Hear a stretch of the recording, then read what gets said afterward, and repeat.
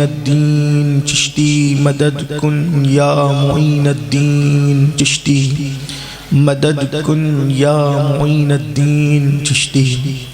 منبر پر رونق افروز برادر ذی قدر پیر سید یاسین باپو قادری، استاذ العلماء حضرت علامہ مفتی اکبر رضوی صاحب مدظ اللہ العالی، ذوی الاحترام سادات کرام علماء کرام، حاضرین محفل، پردہ نشین ماؤں اور بہنوں، السلام علیکم ورحمت اللہ وبرکاتہ۔ نہایتی ادب اور احترام کے ساتھ اپنے اور ساری کائنات کی مرکز عقیدت انیس بے کساں چارہ ساز درد منداں، ہم غریبوں کے غم گسار، ہم فقیروں کی ثروت، شہریار ارم تاجدار حرم نوبہار شفاعت، شب اسرا کے دولہا نوشے بزم جنت، دانائے سبل مولائے کل ختم الرسل، خسرو خوباں سیاح لامکاں وجہ کن فکاں، در اللہ المکنون سر اللہ المخزون، عالم ما کانا وما یکون، آب و گل انبیاء جان و دل اصفیاء، مطلع ہر سعادت مقطع ہر سیادت، خلاصہ کائنات فخر موجودات، حضور احمد مجتبی محمد مصطفیٰ، ارواحنا فدا صلی اللہ تعالی علیہ وآلہ وصحبہ وبارک وسلم کی بارگاہ بے کس پناہ میں جس طریقے سے پڑھاؤں بلند آواز سے پڑھیں، الصلاۃ والسلام علیک یا رسول اللہ، الصلاۃ والسلام علیک یا نبی اللہ، الصلاۃ والسلام علیک یا حبیب اللہ، وعلی آلک و اصحابک یا نور اللہ، صلی اللہ تعالی علیہ وسلم۔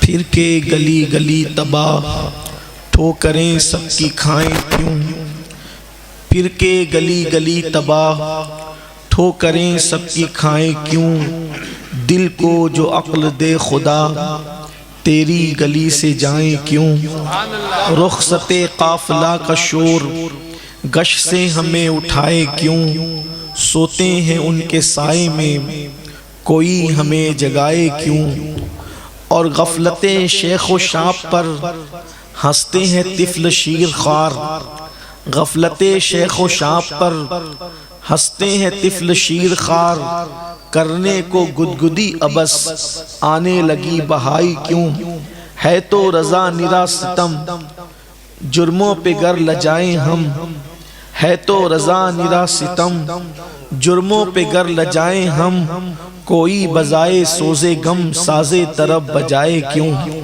پھر کے گلی گلی تباہ، ٹھوکریں سب کی کھائیں کیوں، دل کو جو عقل دے خدا تیری گلی سے جائیں کیوں۔ آج بڑا مبارک اور مسعود موقع ہے، اور اس علاقے کے لیے بالخصوص اہل ایڈر کے لیے آج کا دن اور آج کی شب تاریخی ہے کہ جامع مسجد کو از سر نو تعمیر کیا گیا، اور آج اس کی تعمیر مکمل ہو کر پہلی نماز ادا کر دی گئی ہے۔ اللہ تبارک و تعالی قبول فرمائے۔ جس نے جو دیا اللہ سب کا دینا قبول فرمائے، جس نے جسمانی طور پر محنت کی اللہ ان کی محنتیں بھی قبول فرمائے۔ مسجد میں اگر ایک پیسہ بھی کوئی لگا دے تو اللہ اسے پوری مسجد تعمیر کرنے کا ثواب عطا کرتا ہے، اس لیے کہ حساب و کتاب ہمارے یہاں ہے، میرے کریم کے یہاں کوئی حساب نہیں ہے، اور میرے آقا مصطفیٰ جان رحمت صلی اللہ علیہ وآلہ وسلم نے فرمایا کہ اگر تم میں کا کوئی چڑیا کے گھونسلے کے برابر بھی مسجد تعمیر کرے گا تو اللہ تعالیٰ اس کے لیے جنت میں محل تعمیر فرمائے گا۔ اور مسجد تعمیر ہوئی اور خوب تعمیر ہوئی۔ یہاں والوں کے ذوق کو میں سلام کرتا ہوں کہ انہوں نے، آج کل لوگ اپنا گھر تو ایک سے کوالٹی کے حوالے سے تعمیر کرتے ہیں اور اللہ کا گھر اتنی دلچسپی سے تعمیر نہیں کرتے، لیکن آپ لوگوں نے خوبصورتی کا خیال بھی فرمایا۔ اللہ تعالیٰ آپ سب کو اس کا بہتر صلہ عطا فرمائے، اس کی بہترین جزا عطا فرمائے۔ چونکہ مسجد کے افتتاح کے موقع پر محفل ہے اور میں یہ چاہتا ہوں کہ آج ہم ایک ایسے عنوان پر گفتگو کریں کہ جو ہم سب کی ضرورت ہو، غریبوں کی بھی ضرورت ہو، مالداروں کی بھی ضرورت ہو، عالموں کی بھی ضرورت ہو، جاہلوں کی بھی ضرورت ہو، بلکہ بڑھ کر یہ کہوں کہ مسلمانوں کی بھی ضرورت ہو اور غیر مسلموں کی بھی ضرورت ہو، جو سب کی ضرورت ہے اس پر گفتگو کرتے ہیں۔ آج پوری دنیا کا انسان ایک چیز چاہتا ہے، صرف اب بس اس کو ایک چیز چاہیے۔ آج لوگوں کے پاس سب ہے لیکن ایک چیز اس کے پاس نہیں ہے اور ہر بندہ اسی کی تلاش میں ہے۔ عام طور پر میں اسی فکر کے ساتھ گفتگو کرتا ہوں کہ میری گفتگو اہل منبر کے لیے کبھی نہیں ہوتی، بلکہ میں تو اہل منبر کو سبق سنانے کے لیے آتا ہوں۔ عام طور پر میری گفتگو تو آپ ہی لوگوں کے لیے ہوتی ہے، لیکن یہ آج کا عنوان ایسا عنوان ہے کہ اس کی ضرورت اہل منبر کو بھی ہے اور آپ کو بھی ہے، مجھے بھی ہے اور آپ کو بھی ہے۔ ایک چیز کی متلاشی ہے دنیا، کیا عرب والے، کیا عجم والے، کیا مشرق والے، کیا مغرب والے، کیا ایشیا والے، کیا یورپ والے، سب اسی چیز کے متلاشی ہے اور اس کو آسان زبان میں کہتے ہیں سکون۔ انسان سکون کا متلاشی ہے۔ انسان کبھی یہ تصور کرتا ہے سکون ملے گا تو کہاں ملے گا؟ سکون چاہیے، نوجوانوں کو بھی سکون چاہیے، بوڑھوں کو بھی سکون چاہیے، بچوں کو بھی سکون چاہیے، مسلمان کو بھی سکون چاہیے، غیر مسلم کو بھی سکون چاہیے۔ انسان ہے سکون کا متلاشی۔ کبھی انسان نے تصور کیا سکون تو انہیں ملتا ہے بھائی جن کے پاس دولت کی انبار ہو، جن کے پاس بینک بیلنس ہو، لیکن اگر ہم دولت مندوں کی زندگی کو دیکھیں گے، دراصل ہم لوگ وہ لوگ ہیں جن کا تعلق عام طور پر غریبوں سے بھی ہے اور دولت مندوں سے بھی ہے۔ میں نے ہندوستان کے ان بڑے بڑے کروڑ پتیوں کے گھر میں قیام کیا جن کو دیکھ کر لوگ رشک کرتے ہیں، لیکن جب میں ان کے گھروں میں گیا تو انہوں نے مجھ سے یہی کہا، سب ہے لیکن سکون نہیں ہے۔ اگر انسان یہ بات سمجھ لے، ایک بات اپنی بات کو آگے بڑھانے سے پہلے یہ کہوں گا کہ دیکھیے انسان کسی اور کے ظاہر کو دیکھ کر یہ سمجھتا ہے کہ اس کے پاس مجھ سے اچھی چیز ہے، لیکن اگر آپ اس کے دل کی جا کر کے پوچھیں تو پتا چلے گا کہ جو دکھ آپ کے ہیں اس سے کہیں زیادہ دکھ اس کے ہیں جو آپ کو آپ سے اچھا سمجھ میں آ رہا ہے۔ اگر آپ حضرات برا نہیں مانیں اور اہل علم برا نہ منائیں تو مجھے یہاں پر ایک چھوٹا سا آرٹیکل کا خلاصہ پیش کرنا ہے کہ اس وقت سب دکھی ہے، کوئی سکھ میں نہیں ہے، بلکہ یہ کہوں آپ کو کسی ملک کے وزیر اعظم کی زندگی کو لے لیں کہ جو ملک کا وزیر اعظم ہو، کسی ملک کی بات کرتا ہوں، اپنے ملک کی صرف بات نہیں کرتا، کسی ملک کے وزیر کی بات لے لیں، صدر کی بات لے لیں، کپڑے اچھے ہیں، لباس اچھے ہیں، تقریریں گھمنڈ سے بھرپور ہے، لیکن اگر وہ ان کے بستروں پہ لیٹتے ہیں تو جتنی سکون کی نیند فٹ پاتھ پر بستر جو بغیر بستر کے مفلسوں کو اور غریبوں کو آ جاتی ہے، اتنی سکون کی نیند یہ تخت والوں کو نہیں آتی، سیکورٹی میں بھی ان کو جو ہے وہ نیند نہیں آتی سکون کی، ہر گھڑی خطرہ ہے، ہر گھڑی بے چینی ہے، اور سب کو بے چینی، کسی کو کم کسی کو زیادہ۔ ایک آرٹیکل کا خلاصہ یہ پیش کرنا چاہتا ہوں، انسان اس کو دیکھ کر سوچتے کاش میں ویسا ہوتا۔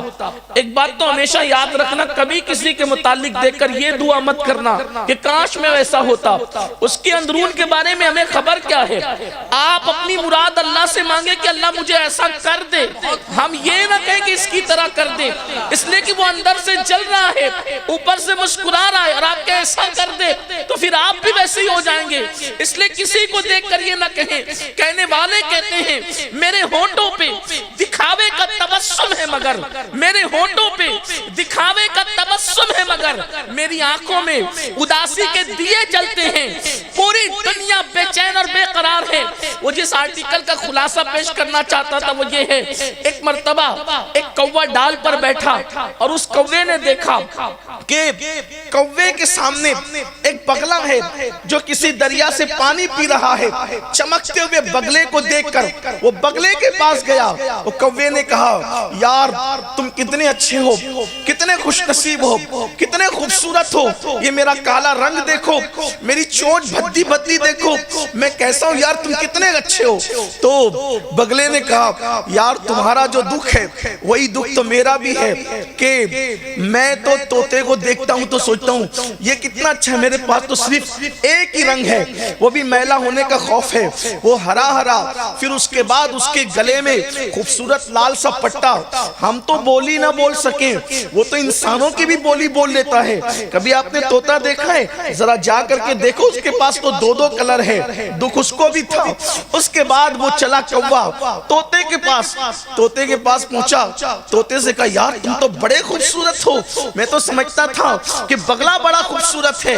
ایسے میں طوطے نے کہا جو دکھ آپ کا ہے، جو دکھ بگلے کا ہے، وہی دکھ میرا بھی ہے، اس لیے کہ میرے پاس تو صرف دو ہی کلر ہے، میرے پاس صرف دو ہی کلر ہے۔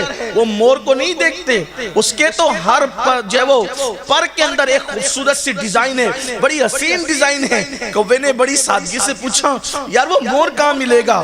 وہ کہا دیکھو مور آپ کو چاہیے نا تو آپ جا کر کے دیکھیں، وہ چڑیا گھر میں رہتا ہے۔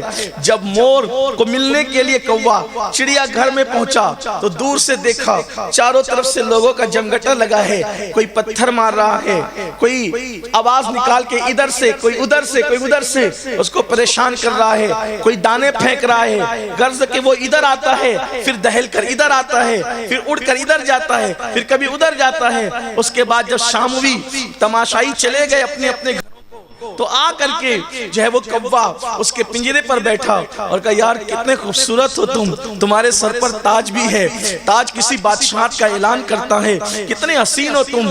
مور نے روتے ہوئے کہا دیکھو میں کتنا دکھی ہوں یہ میں جانتا ہوں، آپ کے پاس رنگ نہیں ہے، آپ کے پاس حسن نہیں ہے، آپ کے پاس جمال نہیں ہے، لیکن میری طرح قید بھی تو نہیں ہے۔ اتنی خوبصورتی کو میں کیا کروں جس سے میرے دل کو قرار نہیں ہے، اس لیے کہ تم جہاں چاہتے ہو اڑ سکتے ہو، جہاں چاہتے ہو جا سکتے ہو، جس سے چاہتے ہو مل سکتے ہو، یہ حسن ہی تو ہے جو پیروں کی زنجیر بن گیا ہے اور چڑیا گھر کے پنجرے میں مجھے قید کرا دیا ہے۔ اس دن کوے کو احساس ہوا کہ میں مور سے بھی زیادہ جو ہے وہ تقدیر والا ہوں، اس اعتبار سے کہ مجھے آزادی میسر ہے، جہاں چاہا آنا جانا میسر ہے۔ تو میرے عزیزوں سب کا دکھ ایک ہے، پتہ چلے یا نہ پتہ چلے، دولت مند بھی بے چین ہے، مالدار بھی بے چین ہے، غریب بھی بے چین ہے، مفلس بھی بے چین ہے، جو ایک نہیں چار ٹائم پیٹ بھر کے کھانا کھا رہا ہے وہ بھی بے چین ہے، اور جو بھوکا ہے وہ بھی بے چین ہے، جس کے بدن پہ خوبصورت کپڑے وہ بھی بے چین ہے، جس کے بدن پہ پیون کے لباس ہے وہ بھی بے چین ہے۔ آج گھر گھر میں آگ لگی ہوئی ہے اور وہ آگ بے چینی کی آگ ہے۔ بیٹیوں کا باپ اس لیے بے چین ہے کہ اس کو بیٹیاں ہی بیٹیاں ہیں، وہ شادی کرے تو کیسے، پرورش کرے تو کیسے، ان کے لیے جو وہ نباہ کا ذریعہ لائے تو کہاں سے، اور باپ جو وہ بیٹوں کا باپ وہ بھی بے چین ہے، اس لیے کہ بیٹے بے وفا ہو گئے ہیں، بیٹے باغی ہو گئے ہیں، بیٹے غدار ہو گئے ہیں، بیٹیوں کا باپ بھی بے چین، بیٹوں کا باپ بھی بے چین، اولاد ہے وہ بھی بے چین، اولاد نہیں ہے وہ بھی بے چین، علم والا ہے وہ بھی بے چین، علم نہیں ہے وہ بھی بے چین۔ تو یہ بے چینی کی بلا آئی کہاں سے اور بے چینی کس وجہ سے ہے؟ تو اس کو سمجھنا ہوگا۔ سکون کا متلاشی انسان اگر سکون ڈھونڈنے نکلا ہے تو آؤ، بے چینی کیوں ہوتی ہے، بے قراری کیوں ہوتی ہے، انسان بے چین کیوں ہوتا ہے؟ دراصل بات اتنی ہے، انسان کا وجود دو چیزوں کا مرکب ہے۔ انسان کا وجود، زندہ وجود دو چیزوں سے ترتیب پاتا ہے، ایک تو خاکی جسم ہے اور ایک تو نوری روح ہے۔ جسم اور روح جب دونوں ملتے ہیں تو انسان کو زندگی ملتی ہے، انسان کو حیات ملتی ہے۔ جسم بنائے خاک سے، روح بنی ہے نور سے، اور پھر روح جو ہے وہ اللہ کی طرف سے عالم بالا سے آئی ہے۔ اللہ کا فرمان ہے وَنَفَخْتُ فِي مِن رُوحِي، تو میں نے انسان کے اندر اپنی روح کو جلوہ گر کیا، اپنی روح کو ڈال دیا۔ قرآن اس کو امر ربی بھی کہتا ہے، رب کا حکم بھی کہتا ہے، امر بھی کہتا ہے۔ تو یاد رکھو، جسم کی فطرت میں خاکیت ہے، جسم کی فطرت خاکی ہے، جسم کی فطرت خاک نشینی ہے۔ اللہ اکبر۔ جسم کو کھانا چاہیے تو سکون ملے گا، جسم کو ہوا چاہیے تو سکون ملے گا، جسم کو پانی چاہیے تو سکون ملے گا، جسم کو نیند چاہیے تو سکون ملے گا۔ لیکن جسم کے پرسکون ہونے سے کبھی انسان پرسکون نہیں ہوتا جب تک کہ روح پرسکون نہ ہو۔ سکون کے لیے روح کا سکون ضروری ہے۔ روح پرسکون ہوگی تو انسان بھی پرسکون ہوگا۔ میرے پیارے آقا علیہ السلام کے پیارے دیوانوں، تو یہ جو روح ہے، روح یہ آئی ہے عالم بالا سے، اللہ کی طرف سے۔ تو اس کو سکون کس طرح ملتا ہے؟ جیسے مچھلی کو سکون پانی میں ملتا ہے، درندوں کو سکون جنگل میں ملتا ہے، پرندوں کو سکون ہواؤں میں پرواز سے ملتا ہے، ویسے روح کو سکون اللہ کے ذکر میں ملتا ہے، اللہ کی عبادت میں ملتا ہے، اللہ سے وفا میں ملتا ہے، اللہ کے قرب میں روح کو سکون ملتا ہے۔ اللہ اکبر۔ تو جب انسان اللہ کی عبادت کرتا ہے روح پر سکون ہوتی ہے تو اس کو سکون مل جاتا ہے، اللہ کا ذکر کرتا ہے روح پر سکون ہوتی ہے تو اس کو سکون مل جاتا ہے۔ اسی طرح جب رب کا قرب اختیار کرتا ہے روح پر سکون ہوتی ہے تو اس کو سکون مل جاتا ہے۔ اللہ کی خشیت میں گناہوں کو یاد کر کے آنسو بہاتا ہے، روح پر سکون ہوتی ہے، اس کو سکون مل جاتا ہے۔ پھر انسان بے چین کیوں ہوتا ہے؟ جب انسان گناہ کرتا ہے، جب انسان آوارگی کرتا ہے، جب انسان عیاشی کرتا ہے تو روح بے قرار ہوتی ہے، اور جب روح بے قرار ہوتی ہے تو انسان کا پورا وجود بے قرار ہوتا ہے، انسان بے قراری کا شکار ہو جاتا ہے۔ جیسے مچھلی کو اگر پانی سے نکال کر مخملی گدے پر ڈال دیا جائے تو بتاؤ، گدا تو مخمل کا ہے لیکن کیا مچھلی کو سکون مل سکتا ہے؟ مچھلی کو اطمینان مل سکتا ہے؟ نہیں نہیں، مچھلی کی قرارگاہ، مچھلی کی سکون گاہ واللہ اکبر مخملی گدے نہیں ہیں، نرم نرم بستر نہیں ہے، بلکہ مچھلی کے لیے سکون پانی ہی میں ہے۔ اگر آپ پرندے کو نکال کر سونے کے پنجرے میں قید کر دے تو بھی اس کو وہاں سکون نہیں ملے گا، کیونکہ سونے کا پنجرہ اس کی جگہ نہیں، کھلی فضاؤں میں پرواز کرنا یہ اس کی جگہ ہے، اس کو سکون وہاں ملے گا۔ آج پوری دنیا اس لیے سکون کو ڈھونڈ رہی ہے اور پوری دنیا اس لیے بے قرار ہے کہ پوری دنیا کے اندر گناہ بڑھ چکے ہیں، پوری دنیا کے اندر جرائم بڑھ چکے ہیں، اور وہ بھی ایسے ایسے گناہ جن کا نام لینے میں شرم آتی ہے۔ آج پوری دنیا کے اندر مسلم ہو غیر مسلم ہو، علم والا ہو جاہل ہو، امیر ہو غریب ہو، آج پوری دنیا کے اندر اللہ اکبر زنا کی وبا بڑھتی جا رہی ہے۔ پوری دنیا تو اپنی جگہ، ہمارے ملک پیارے ہندوستان کے اندر گینگ ریپ کی واردات، زنا کے اڈوں کی آبادی، پکنک کے نام پر، لڑکیوں سے دوستی کے نام پہ باضابطہ طور پر زنا کو، بدفعلی کو رواج دیا جا رہا ہے۔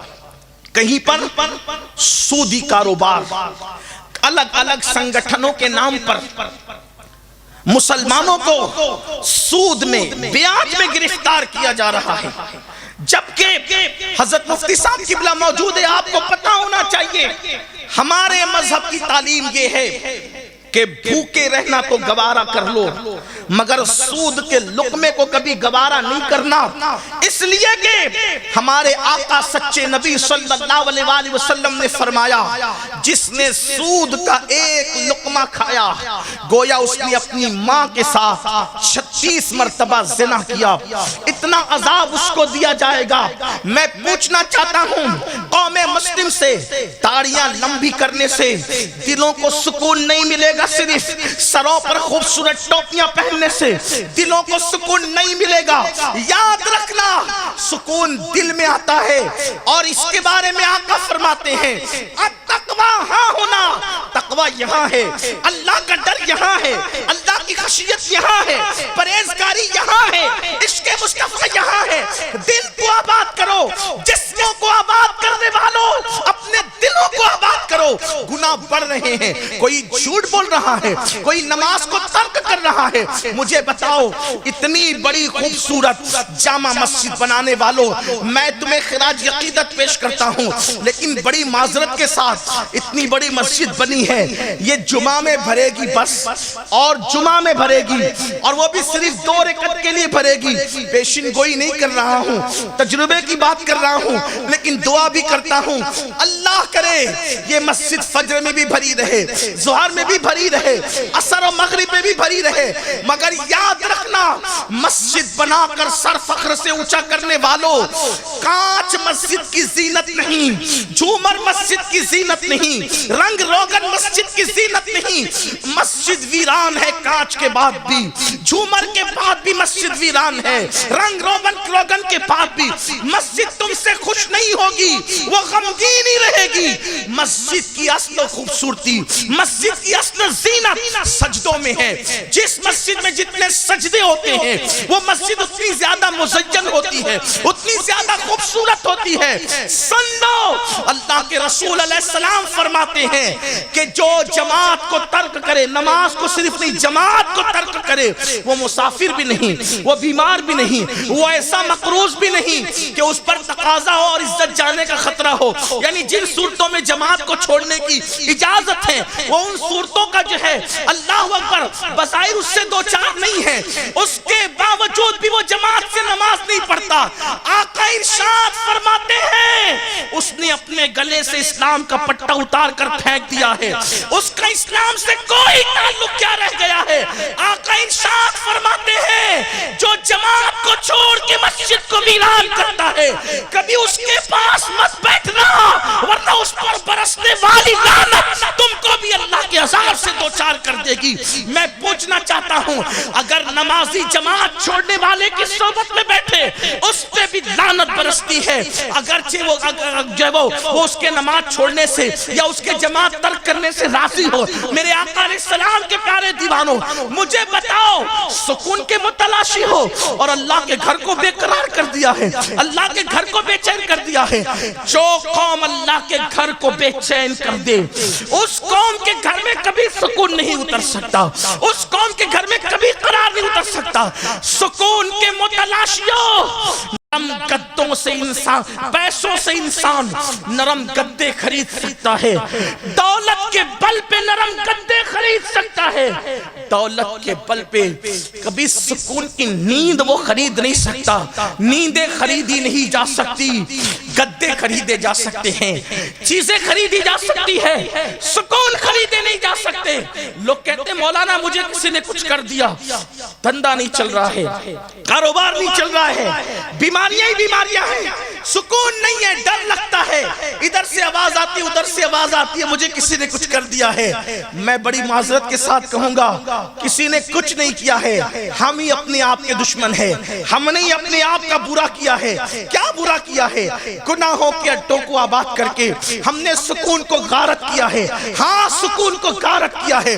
واللہ ان علماء اور سادات کی موجودگی میں ذمہ داری سے کہنا چاہتا ہوں صرف بسم اللہ پڑھی جائے، بسم اللہ، تو جب بسم اللہ پڑھنے سے قبر کا عذاب دور ہو سکتا ہے تو جو بندہ 5 وقت کی نمازوں میں روزانہ 37 مرتبہ سورہ فاتحہ پڑھے اس پر دنیا کا عذاب کیسے آ سکتا ہے؟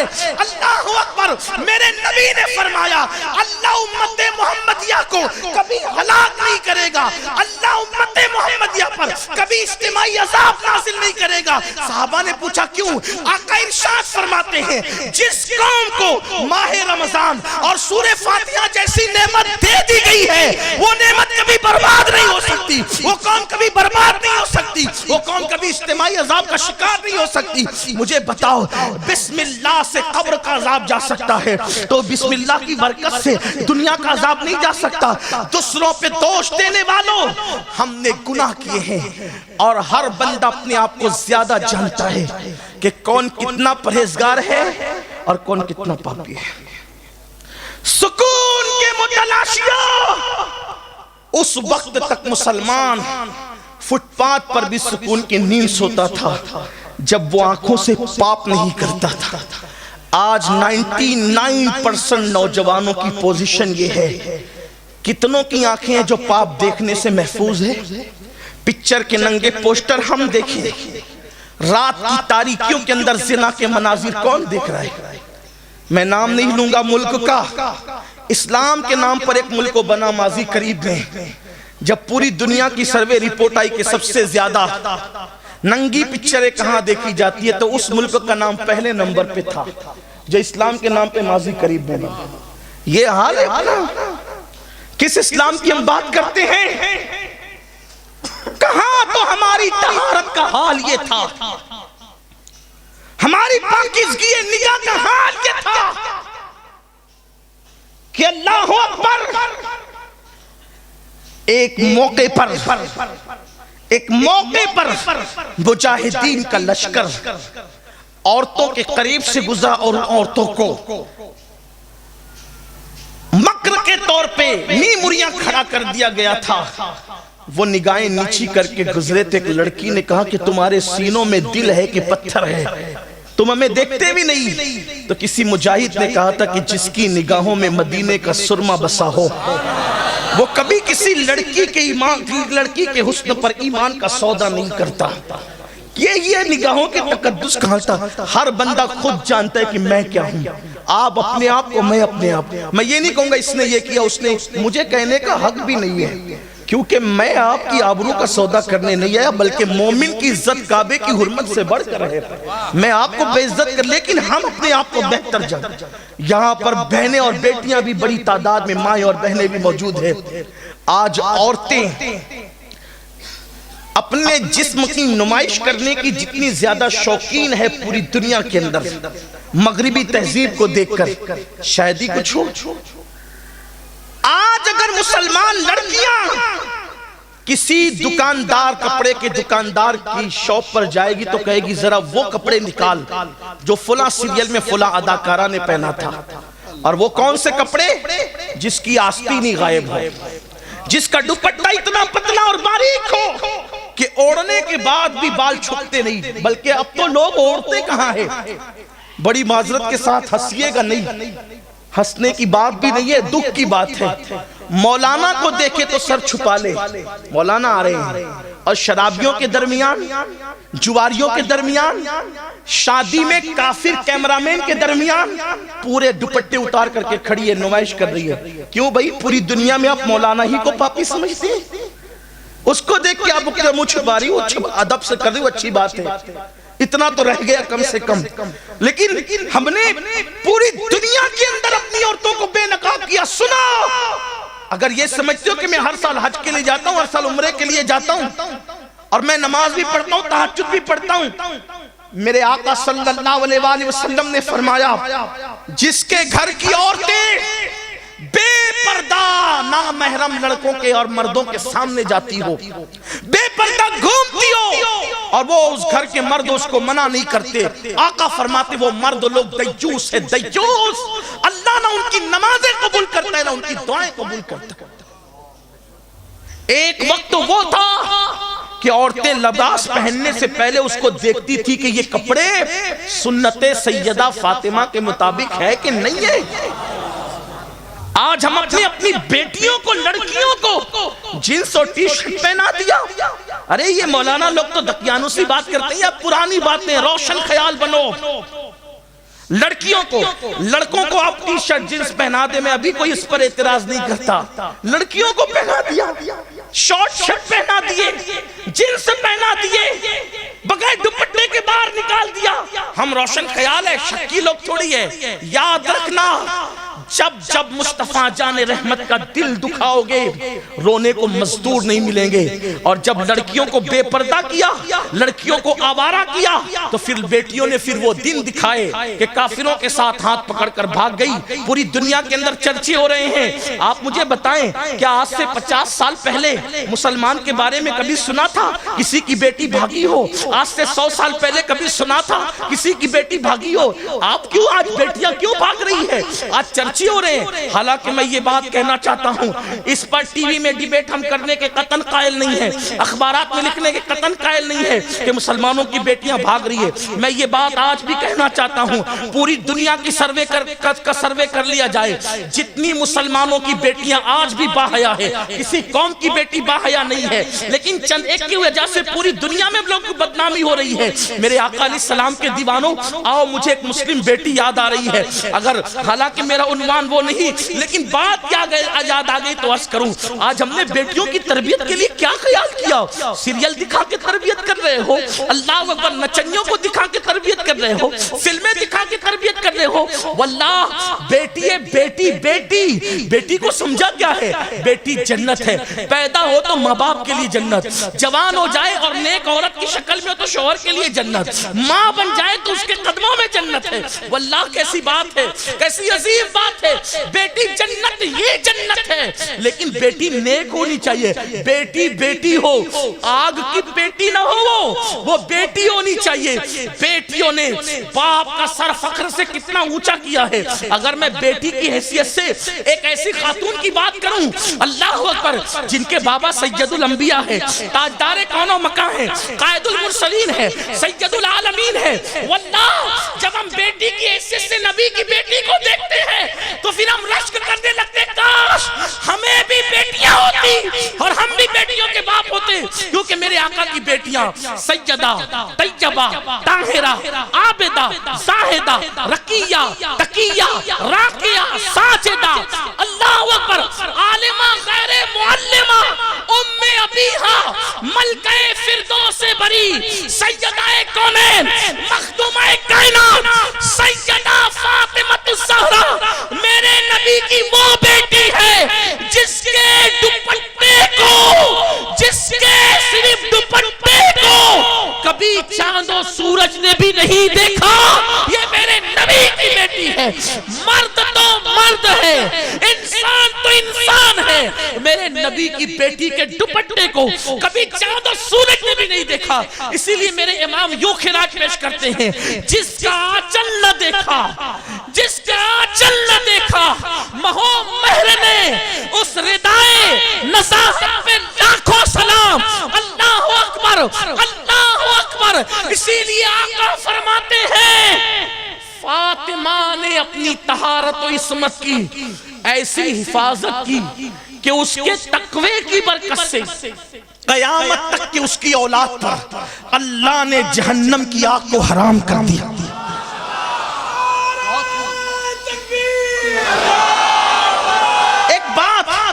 ایک بات پوچھتا ہوں، آخر یہ سید بھی تو دو آنکھ والے ہیں، ایک ناک والے ہیں، دو ہاتھ والے ہیں، دو پیر والے ہیں، ان کی اتنی عزت کیوں ہے کہ کوئی ان سے دشمنی رکھے تو کعبے میں مرے تو بھی جہنم میں جائے؟ کیوں ان میں کیا ہے؟ کوئی سرخاب کے پر لگے؟ نہیں، یہ سیدوں کی جو ماں ہے نا، جو اصل سید ہیں، سب نسل ہے وہ اصل تھی، اصل سید، اصلی نہیں بول رہا ہوں، اصل سید ہے۔ توجہ کرنا، ورنہ میرے جانے کے بعد اتنا مت کر دینا کہ اصلی، ہم تو اصلی نقلی والا میٹر ہی نہیں رکھتے۔ ہمارے یہاں سنیوں میں مومن بھی اصلی ہے، نمازی بھی اصلی ہے، نیک بھی اصلی ہے، متقی بھی اصلی ہے، سادات بھی اصلی ہے، پیر بھی اصلی ہے۔ ہم اصلی رکھتے، اصلی مسلک رکھتے، سب اصلی رکھتے۔ ہاں، جو گندے ہیں پھر وہ ہیں، ہم ان کی تو بات ہی نہیں کرتے۔ اور ایک بات کہوں، لوگ کہتے ہیں اصلی ملیں گے کہاں، اصلی ولی کہاں ملیں گے، اصلی متقی کہاں ملیں گے، اصلی پرہیزگار کہاں ملیں گے؟ میں صرف ایک بات، تو اصلی بن جا، تجھے سب اصلی ہی ملنا ہے۔ پہنچی وہی پہ خاک جہاں کا خمیر تھا، اصلی بن جاؤ تم نے بن جانا ہے خسرو، تمہیں ملنا تو محبوب الہی ہے، اور ورنہ تم چیٹنگ باز بنو تو پھر کیا؟ کسی نے ایک بار حجاج سے کہا، حجاج شرم کر، بہت ظلم کرتا ہے۔ کہا کیا ہوا؟ کہا تو بھی مسلمانوں کا امام ہے، صدیق اکبر ہی مسلمانوں کے امام تھے، وہ کیسا عدل کرتے تھے، تو کتنا ظلم کرتا ہے؟ تھا حجاج بڑا ظالم، بڑا بدبخت، لیکن اس نے جواب بہت اچھا دیا۔ کبھی کبھی برے لوگ بھی اچھی بات کر جاتے ہیں، بہت اچھا جواب دیا اس نے۔ حجاج کہتا ہے ابو بکر کی طرح امام چاہتا ہے تو ابو ہریرہ کیوں نہیں بنتا؟ تو ابو ہریرہ بن، تو ابو ہریرہ بنے گا تو تجھے ابو بکر جیسا مل جائے گا۔ تم سارے ناچ نچوڑو کرتے رہو، گناہ کرتے رہو، عیاشی کرتے رہو، امام تمہیں ابو بکر صدیق ملے؟ ارے ان کے مقتدی کو بھی تو دیکھ، امام مقتدیوں کی طرح ملتا ہے، جیسا مقتدی ہوگا ویسا مقتدا ہوگا۔ اسی لیے تو ہم نبی کے ہر صحابی کا احترام کرتے ہیں، کیونکہ جیسا مقتدی ہوتا ہے ویسا مقتدا ہوتا ہے۔ ہم مقتدا کو دیکھتے ہیں کہ مقتدا میں کوئی عیب نہیں ہے تو ہم بالکل کہہ دیتے ہیں جب مقتدا بے عیب ہے تو مقتدی بھی بے عیب ہے، اسی لیے ہم مقتدا کو دیکھ رہے ہیں۔ تو یہ آپ سے کہنا چاہتا ہوں، بات دور نکل نہ جائے اس لیے کہہ رہا ہوں کہ نبی کی شہزادی، یہ سادات پر جو اند اللہ جو سادات ہے، اند اللہ، اب اس کی تشریح علماء سے کر لیں آپ، اند اللہ جو سادات ہے اور وہ کچھ بھی کر لیں ان پہ جہنم کی آگ حرام ہے، کیونکہ اند اللہ سادات ہونے کی وجہ سے پہلے تو وہ کچھ بھی کر نہیں سکتے، کیونکہ خون رسول ان کے لیے بہت بڑی رکاوٹ ہے برائیوں کے قریب جانے کے لیے۔ ہاں یہ بات خاص ہے، اس لیے کہ ہر دور میں دیکھیں آپ، جو اند اللہ سادات ہیں وہ زمانے میں سب سے زیادہ متقی نظر آئے۔ یہ اب حضرت امام جعفر صادق کو دیکھیں، ان کے دور میں ان جیسا متقی کوئی نظر نہیں آتا۔ امام زین العابدین کو دیکھیں، امام محمد باقر کو دیکھیں، امام موسیٰ کاظم کو دیکھیں، امام علی رضا کو دیکھیں، امام تقی کو دیکھیں، امام نقی کو دیکھیں، حسن عسکری کو دیکھیں، شیخ عبد القادر جیلانی غوث اعظم کو دیکھیں، معین الدین اجمیری غریب نواز کو دیکھیں، حضرت محبوب الہی کو دیکھیں، حضرت مخدوم سمنا کو دیکھیں، حضرت شاہ برکت اللہ کو دیکھیں، سرکار وارث پاک کو دیکھیں، سرکار صابر پاک کو دیکھیں۔ ہے ان جیسی کوئی مثال؟ ہے کوئی ان جیسی مثال؟ تو جو ان اللہ سادات ہے، لیکن اگر وہ کچھ کر بھی لے بفرض، میں یوں ہی جو مثلاً کہہ رہا ہوں، ایگزامپل دے رہا ہوں، کچھ اور بات نہیں کہا، بہت ڈر کے آج کل گفتگو کرنی پڑتی ہے کیونکہ سننے والے لوگ ہی بہت شوشے گوشے نکالتے ہیں۔ ہاں بیاج سن کر جاتے ہیں، اس کو پیاج بنا دیتے ہیں، مسائل تو ہوتی ہیں پھر۔ ہاں یہ بھی ہونا چاہیے، اس لیے ڈر لگتی ہے۔ ان اللہ جو سادات ہیں ان پہ جہنم حرام ہے، مرنے سے پہلے اللہ انہیں سچی توبہ کی توفیق دیتا ہے۔ کیوں؟ نسبت فاطمہ جن کو نصیب ہو جائے اللہ انہیں جہنم میں جانے نہیں دے گا، کیونکہ ان کی ماں نے اتنا تقوی اختیار کیا، اتنا تقوی کہ ان کی ماں کے تقوی کی برکت آج تک ان کو مل رہی ہے، قیامت تک ملتی رہے۔ اب پتا چلا اگر ماں متقی ہو جائے تو اس کے تقوی کی برکت اس کی اولاد میں منتقل ہوتی رہتی ہے، اور تقوی جس بلندی پر جائے گا برکت اتنی نسلوں تک جائے گی۔ آپ سیدہ فاطمہ کی طرح متقی نہیں ہو سکتی، مجھے پورا یقین ہے، لیکن کم سے کم اتنی تو متقی بنو کہ تمہاری اولاد کو تمہارے تقوی کی برکت ملے۔ کیا بھاگ کر شادی کرنے والی بیٹی بھی کبھی اپنی اولاد کو سکون کی دولت دے سکتی ہے؟ جس نے فون پر لمبی گفتگو کر کے 2 گھنٹے گزار دینا ہے اور جسے مردوں کی مشابہت اچھی لگتی ہے، آپ بتائیں کیا ایسی بیٹی کی گود میں بھی کوئی بابا فرید جیسا جنم لے سکتا ہے؟ سوچیں نہ صحیح۔ مجھے تو اس بات کی فکر کبھی ہوتی، کبھی نہیں، اکثر سوچتا ہوں، حالانکہ کوئی مفکر نہیں ہوں، لیکن کبھی نہیں بلکہ اکثر خیال آتا ہے، نیک ماں باپ ملے تھے اور اولاد گنہگار اور مجرم پیدا ہوئی تو نیک ماں باپ روکتے اور ٹوکتے رہے، پھر بھی اولاد گناہ سے نہیں رکی۔ یہ جو آج کے لڑکے ہیں، لڑکیاں ہیں، کل کے ماں باپ ہیں، جب ہمیں نیک ماں باپ ملے تو انہوں نے اتنا کنٹرول کیا، پھر بھی اتنے گناہ ہیں۔ جب یہ لڑکے لڑکیاں ماں باپ بن جائیں گے تو جن نسلوں کو گنہگار اور پاپی ہی ماں باپ ملیں گے، ان نسلوں کے جرائم کا اندازہ کون کر سکتا ہے؟ کیا جرائم ہوں گے، کیا گناہ ہوں گے۔ اور سن لو، زمین کے اوپر جب گناہ عام ہو جاتے ہیں تو دل کی زمین بے قرار ہو جاتی ہے اور بے چین ہو جاتی ہے۔ تو مجھے وہ یاد آتی ہے بات جو میں کرنے چلا تھا کہ کیسی بیٹیاں تھیں، کیسی بیٹیاں تھیں۔ ایک لڑکی تھی بہت خوبصورت تھی، ایک نوجوان کی اس پہ نظر پڑی۔ نوجوان کا نام بھی نہیں لوں گا، حالانکہ نام ذہن میں لیکن نہیں لوں گا۔ نوجوان کی نظر پڑی اس پر، ایک نوجوان کی، اور اس جوان نے جیسے آج کل کے لڑکے فکرے پاس کرتے ہیں، ڈائلاگ بازی کرتے ہیں، ایسے اس نوجوان نے بھی، وہ بھی بہت خوبصورت تھے وہ جوان، انہوں نے ڈائلاگ کہا کہ کتنی خوبصورت ہو تم، تمہاری آنکھیں جھیل سی لگتی ہے، اس جھیل میں اتر جانے کو دل چاہتا ہے۔ یہ جملے دیکھیے، رومانیت ہر دور میں رومانیت رہی ہے، عشق و محبت کا مزاج ہر دور میں رہا ہے، لیکن جن کے دلوں کے کنیکشن گنبد خضرا کے مکین سے جڑے رہے ہیں، اس لیے کہ یاد رکھنا، عشق باغیرت ہوتا ہے، کبھی بے غیرت نہیں ہوتا۔ اس ایک دل میں کتنوں کو جگہ دو گے یار؟ جب دھوپ اور چھاؤ جمع نہیں ہو سکتے، سردی گرمی جمع نہیں ہو سکتے، ایمان اور کفر جمع نہیں ہو سکتے، تو پکچر کا ہیرو اور گنبد خضرا کا مکین ایک دل میں کیسے جمع ہو سکتا ہے؟ عشق کے دعوے دار بھی ہو، عشق رسول کے دعوے دار بھی ہو، اور کس کس خان صاحب کو دل میں بسا رکھا ہے، بال رکھے تو ان کی طرح، چلے تو ان کی طرح، بیٹھے تو ان کی طرح، سر منڈائے تو ان کی طرح۔ اب تو عجیب بال منڈا رہے ہیں، ممبئی تک جاتے ہیں بال کٹانے کے لیے، سائٹ کا پورا جو ہے وہ ٹکلا ہوگا، اور اوپر جو ہے وہ سر کے بال ہوں گے۔ پتہ ہے آپ کو، ہنسنے کی بات نہیں ہے، میرے دل کا درد ہے واللہ کہہ رہا ہوں۔ یہ آپ تاریخ اٹھا کر پڑھیں، 300-350 سال پہلے اس طریقے سے گدھوں کے بال رکھے جاتے تھے، نیچے سے تراشا جاتا تھا اور اوپر سے ان کے بال ہوتے تھے، اس لیے کہ یہ گدھے آوارہ گدھے نہیں ہیں، بلکہ یہ کسی کی ملکیت میں اس نشانی کو لگانے کے لیے، گدھوں کو، اونٹوں کو، ان لوگوں کو کہ یہ آوارہ نہیں ہے، وہ گدھے جو آوارہ نہیں تھے، یہ ان کی نشانی تھی، اور آج یہ آوارگی کی نشانی بن گئی۔ بلکہ اللہ کے رسول صلی اللہ علیہ وسلم کے فرمان کا مفہوم ہے، میری امت پر ایک وقت ایسا آئے گا کہ لوگ اپنے سروں پر بال بختی اونٹوں کی طرح رکھیں گے۔ جب تم دیکھنا تو سمجھ جانا کہ قیامت قریب آ گئی۔ کہاں جا رہے ہیں؟ حضور کی سنت پسند نہ آئی؟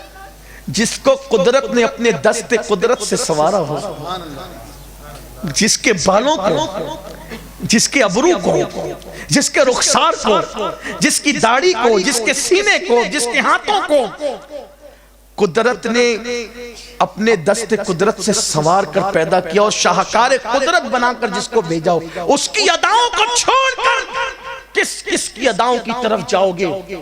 آؤ اس کے طریقے کی طرف جس کا طریقہ اللہ تک پہنچا دیتا ہے، جس کا طریقہ دلوں کو قرار عطا کرتا ہے۔ تو بہرحال اس جوان نے کمنٹ پاس کیا، فقرہ کہا کہ کتنی خوبصورت ہے تیری آنکھیں، دل چاہتا ہے کہ جھیل سی آنکھوں میں اتر جاؤں۔ آج کل کی کچھ لڑکیاں، کچھ سب کی بات نہیں کہتا، آج بھی نیک بچیاں موجود ہے، وہ اپنے اوپر نہ لے، لیکن کچھ لڑکیاں ہوتی مغرب زدہ، فلمیں دیکھنے والی، سیریل دیکھنے والی، تو مٹک جاتی، گردن ہلانے لگتی، جھرجھری دینے لگتی، مگر قربان اس لڑکی نے کہا میری آنکھیں اچھی لگی، کہا بہت خوبصورت ہے تیری آنکھیں، کہا رکنا ابھی آتی، رکنا ابھی علاج کرتی ہوں۔ گھر گئی، چاقو لیا، آنکھیں کاٹی، اور آنکھیں کاٹ کر کے ایک تشت میں رکھا، ایک چٹھی لکھی کنیز کو، حالانکہ آنکھ کاٹنے سے پہلے چٹھی لکھی گئی تھی، چٹھی لکھی کنیز کو، دے دیا کہ وہ لڑکا وہاں کھڑا اس کو دے دے۔ جب کنیز تشت لے کر آئی کپڑا ڈال کے تو کہا تحفہ آیا ہے. نوجوان خوش ہوا, چلیں پہلی محبت کا نشانہ تیر جو ہے نشانے پر لگ گیا, تحفہ بھی آ گیا. جب اس نے کپڑا ہٹایا تو دیکھا 2 کٹی ہوئی آنکھیں تھی اور ایک چٹھی تھی اور اس میں لکھا ہوا تھا, جو آنکھیں مردوں کو میری طرف متوجہ کر کے میرے فتنے میں مبتلا کرے, ایسی آنکھوں کو میں اپنے ماتھے میں رکھنا پسند نہیں کرتی. اندھی بن کر رہنا مجھے گوارا ہے مگر پاپی بن کر رہنا مجھے گوارا نہیں ہے. ایسی لڑکیاں تھی ہماری, ایسی بیٹیاں تھی ہماری. آپ مجھے بتائیں آج کیا ہوگا, کیا ہو رہا ہے؟ تو آؤ, گناہ بڑھ گئے اس لیے بے چینی بڑھ گئی. اب بے چینی کا علاج سب سے پہلے گناہ سے توبہ. اس لیے کہ اسلام میں توبہ وہ عظیم دروازہ ہے کہ جو بڑے بڑے پاپیوں کے پاپ کو مٹا دیتا ہے, اور یہ قیامت تک کھلا رہے گا. اور اس دروازے کا کوئی ٹھیکیدار نہیں ہے, اس دروازے کو کھول بند کرنے کی ذمہ داری کسی کے ہاتھ میں نہیں ہے. آپ جہاں بیٹھ کر اپنے اللہ کی بارگاہ میں 2 ندامت کے آنسو بہا دے, صرف 2 آنسو ندامت کے بہا دے اور سچے دل سے معافی مانگ لے, وہ ساری زندگی کے گناہوں کو مٹا دے گا. لیکن ہم نے قدر نہیں کی اللہ کی رحمت کی, اللہ کی رحمت کی قدر نہیں کی. ایک مرتبہ ایک سردار, عرب کے سردار جن کا نام تھا دحیہ کلبی. دحیہ کلبی بہت خوبصورت تھے وہ اور بہت مالدار بھی تھے, بڑے سردار تھے. آقا کی تمنا تھی کہ کاش یہ بندہ مسلمان ہو جائے, اگر یہ مسلمان ہو گیا تو اسلام کو بہت عروج ملے گا. حضور کی تمنا تھی, اللہ نے محبوب کی تمنا کو کب روکنا تھا. تمنا پوری ہوئی, ایک دن ملنے آئے. آقا نے اپنی چادر بچھا دی ان کے لیے, انہوں نے چادر اٹھائی سینے سے لگایا, میں کب قابل ہوں اس چادر پہ بیٹھنے کا. آقا علیہ الصلوۃ والتسلیم نے فرمایا دحیہ مسلمان ہو جاؤ. کہا حضور مسلمان ہی لیکن ایک کھٹکا ہے, توجہ کریں, کھٹکا ہے. کیا کھٹکا ہے؟ آقا قبیلے کا سردار ہونے کی وجہ سے جتنی بیٹیاں پیدا ہوئی سب میرے ہاتھ میں لا کے دی گئی اور میں نے اپنے ہاتھوں سے ان بچیوں کو زندہ دفن کیا. قبیلے کی 500 بچیاں اپنے ہاتھوں سے اکیلے دفن کیا ہے, کیونکہ سردار تھا. بچیوں کو دفن کرنا نیک کام سمجھا جاتا تھا, تو نیک کام یہ میرے ہاتھ سے کروایا جاتا تھا معاذ اللہ. حالانکہ وہ نیکی نہ تھی, اللہ اکبر, بڑا جرم تھا وہ, اور بہت بڑا جرم تھا. آج بھی بیٹیاں دفن ہو رہی ہے. عرب کے ظالم لوگ بیٹیوں کو زمین میں دفن کرتے تھے.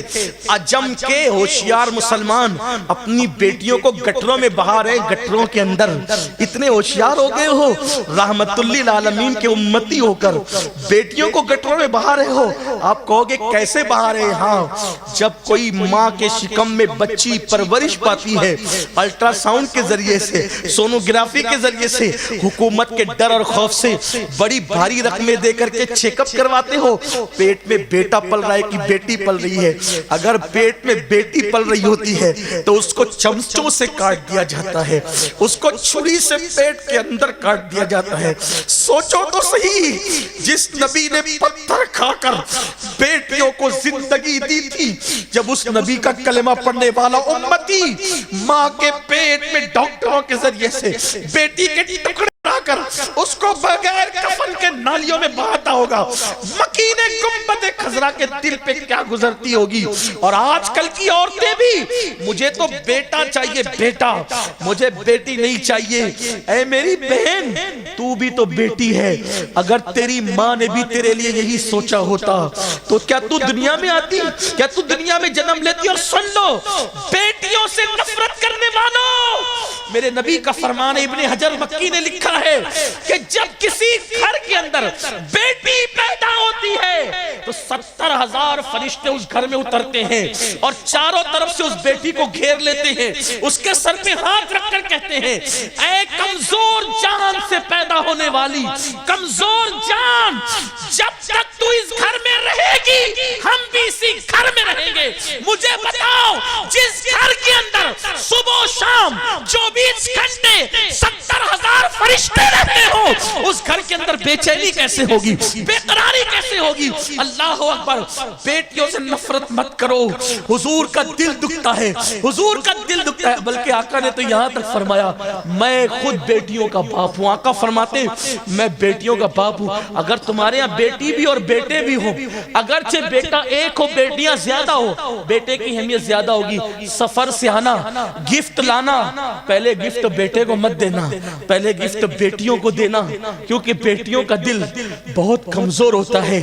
آقا فرماتے پہلے بیٹوں کو دو گے نا تو بیٹی کا دل دکھے گا۔ اب میرے نبی نے فرمایا جس نے بیٹی کا دل دکھایا اس نے مجھ محمد کا دل دکھایا۔ بیٹی کا دل دکھانا نبی کا دل دکھانے کے برابر ہے۔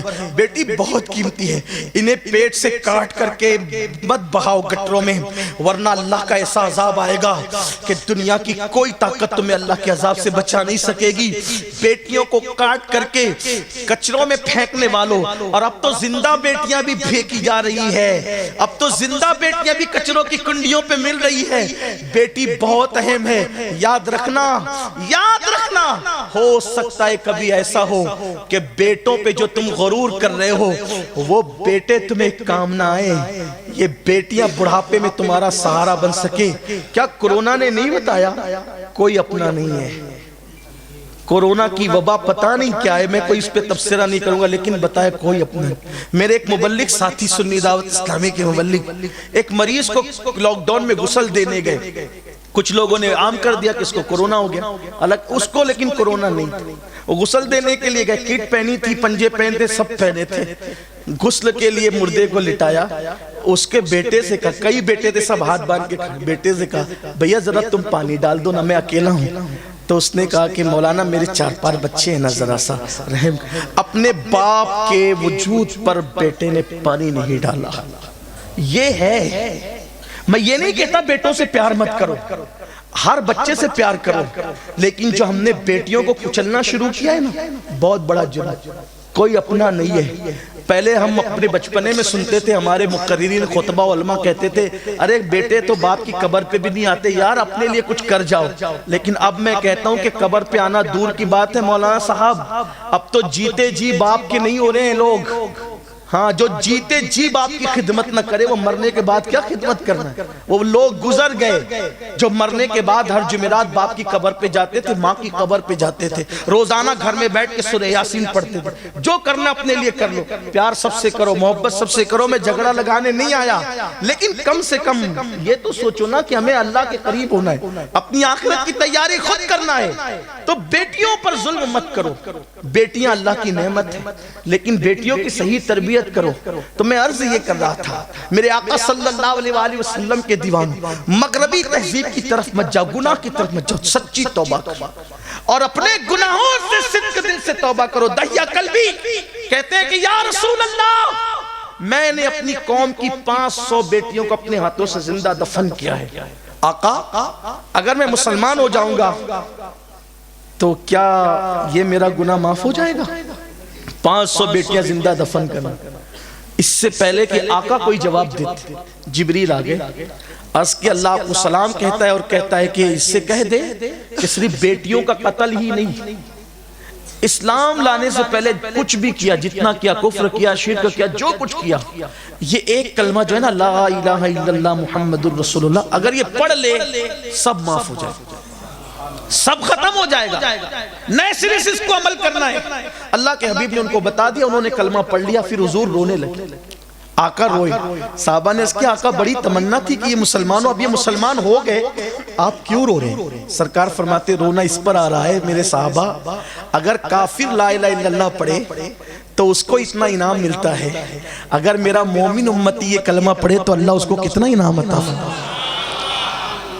لیکن ایک بات آج سے آپ سے پوچھنا چاہتا ہوں، اپنے ایمان والے دل پہ ہاتھ رکھ کر کے بتانا، گانے تو 24 گھنٹے میں آپ کتنا گاتے ہو، لیکن 24 گھنٹے میں یہ کلمہ لا الہ الا اللہ کتنی بار پڑھتے ہو؟ میں آپ کے ایمان پہ چھوڑتا ہوں، آپ کو قرآن مخرج سے نہیں آتا، آپ کے مخارج درست نہیں ہے، جو کچھ بھی معاملات ہیں آپ جانیں، لیکن یہ کلمے میں تو مخرج کا بھی کوئی معاملہ نہیں ہے۔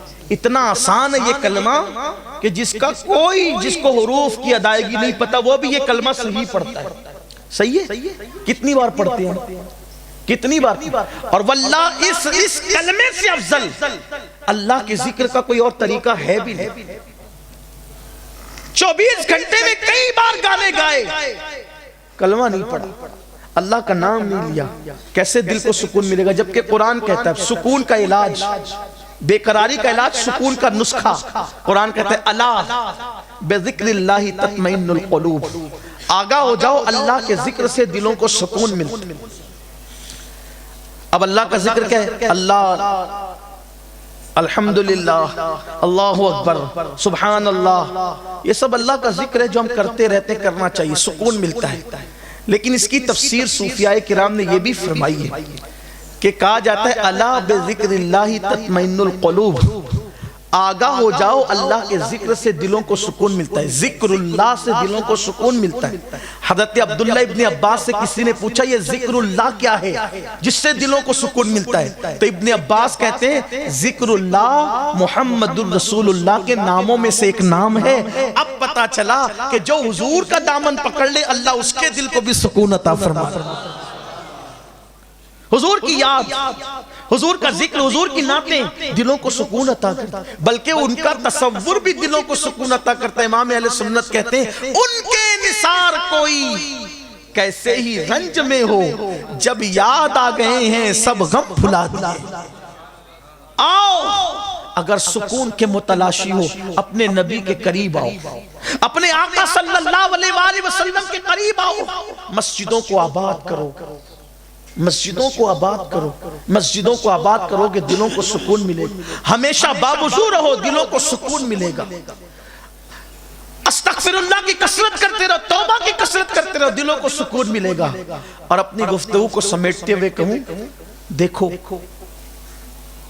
اگر حضور کے قریب آ جاؤ گے نا، حضور کا دامن پکڑو گے تو دنیا میں بھی پرسکون رہو گے، قبر میں بھی پرسکون رہو گے، میدان محشر میں بھی پرسکون رہو گے۔ ان کا دامن ہی ایسی چیز۔ حضرت اجمل سلطان پوری نے بہت خوبصورت بات کہی تھی، آ گئی، اگر آ گئی تو حضور امداد کو پہنچتے۔ ہاں، اس لئے کہ جو مصیبتیں آتی ہیں وہ ہمارے برے اعمال کی وجہ سے آتی ہیں۔ قرآن کہتا ہے وَمَا أَصَابَكُم مِّن مُّصِيبَةٍ فَبِمَا كَسَبَتْ أَيْدِيكُم، کہ تمہیں جو بھی مصیبت پڑتی ہے، جو بھی مصیبت آتی ہے وہ تمہارے عمل کی وجہ سے۔ جب حضور سے قریب ہو ہی جائیں گے تو انشاءاللہ مصیبتیں نہیں آئیں گی، اور اگر آئی بھی تو پھر وہ مصیبتیں بھی رحمت ہوگی۔ میرے آقا کریم کو اللہ تعالیٰ نے وہ مقام عطا کیا ہے کہ حضور ساری کائنات کو دیکھتے ہیں اور امت کی مصیبتوں کو دور بھی کرتے، مشکلات کو بھی دور کرتے۔ جب سب ساتھ چھوڑ دیتے تو آقا کام آتے۔ مجھے یہاں پر ایک بات یاد آتی ہے تاکہ آپ کا ہمارا ایمان پختہ ہو۔ دیکھو حضور علیہ السلام سے اگر دل لگاؤ گے، پہلی بات تو دل لگانے کا طریقہ کیا ہے یہ بتا دو، کیونکہ ہم لوگ بار بار عشق رسول کی بات کرتے ہیں، لوگ پریشان ہی رہتے ہیں عشق رسول ملے گا کیسے۔ پہلی چیز درود شریف کی کثرت کریں، باوضو رہے درود شریف کثرت سے پڑھیں، عشق رسول پیدا ہوگا۔ نعتیں سنیں، عشق رسول پیدا ہوگا۔ قرآن کی تلاوت کریں، عشق رسول پیدا ہوگا۔ آقا کریم صلی اللہ علیہ وآلہ وسلم کی سیرت پڑھیں، عشق رسول پیدا ہوگا۔ اور لیکن عشق زبانی دعوے والا نہ ہو، عشق وہ ہو اچھا یہ بھی حضور کی سنتوں پر عمل کرے، عشق رسول پیدا ہوگا۔ کیوں؟ کیونکہ سنتوں پہ عمل کا مطلب کیا ہوا؟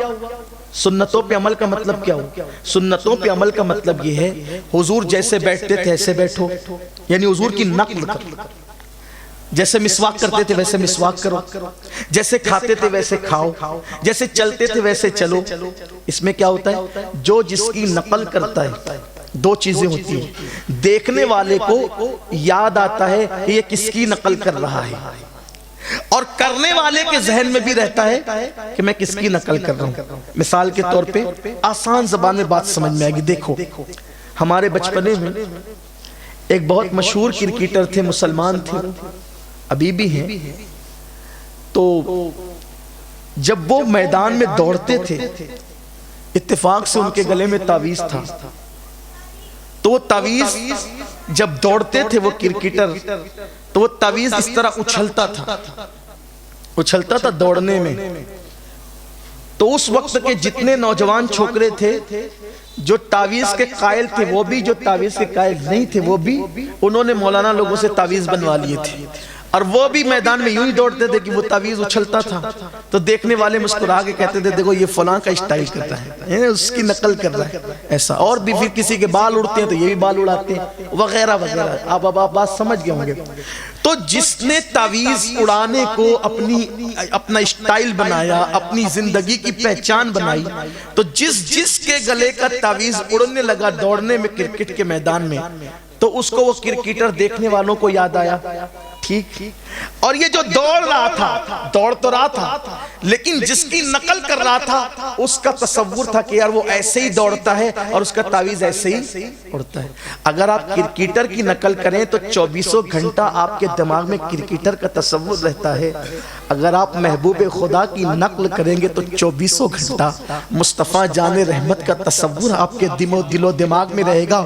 اور جس کے دل و دماغ میں اسی لیے تو حضور علیہ السلام نے خود فرمایا سلو کما رأیتمونی اصلی، نماز ایسے پڑھو جیسے مجھے پڑھتے دیکھتے ہو، یعنی میری نقل کرو نماز میں. وہ لوگ بھی کتنے نادان ہیں بیچارے جو کہتے ہیں نماز میں نبی کا خیال نہیں آنا چاہیے، لیکن نبی پاک کہتے ہیں میری نقل کرو.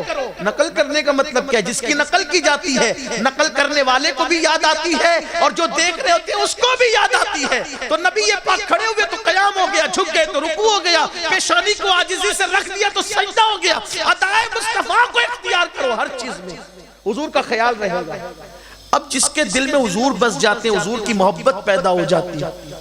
عاشق رسول کی پہلی پہچان یہ ہے. بات اختتام کی طرف جا رہی ہے لیکن آپ کی توجہ ماؤں اور بہنوں کی بھی آپ سب کی، کہ جس کو حضور کا عشق نصیب ہو جاتا ہے پھر وہ اپنی مرضی نہیں چلاتا، وہ محبوب کی مرضی پہ کا خیال کرتا ہے. محبوب کو کیا پسند ہے؟ صبح فجر میں اٹھنا پسند ہے تو پھر وہ صبح فجر میں اٹھ جاتا ہے. آج لوگ کہتے ہیں مولانا آنکھ نہیں کھلتی، یار کیا کریں، بہت کوشش کرتے ہیں آنکھ نہیں کھلتی. میں کہتا ہوں اگر صبح جم جانا ہو تو آنکھ کھلتی ہے، صبح ٹرین پکڑنا ہو تو آنکھ کھلتی ہے، صبح بس پکڑنا ہو تو آنکھ کھلتی ہے، صبح نوکری پہ جانا ہو تو آنکھ کھلتی ہے. کتنا افسوس ہے نا، اپنے جیسا انسان کی نوکری کرنے کے لیے صبح کو آنکھ کھل جاتی ہے لیکن اللہ کی خدمت میں جانے کے لیے، اس کی بارگاہ میں جانے کے لیے، اس کی عبادت کے لیے ہماری آنکھ نہیں کھلتی. مطلب ہم کیا ہے؟ دعوے بڑے ہیں، دلیل کچھ نہیں ہے. حالات ہم نے کیسے بنا رکھے؟ آئیے تو حضور کا عشق سب کچھ قربان کرنے پہ مجبور کر دیتا ہے. ایک نام ہے ہندوستان کی سرزمین پر حضرت سیدی کفایت علی کافی مراد آبادی رحمت اللہ تعالیٰ علیہ کا. یہ مجاہد آزادی تھے، جہاد کا فتویٰ دیا تھا انگریزوں کے خلاف.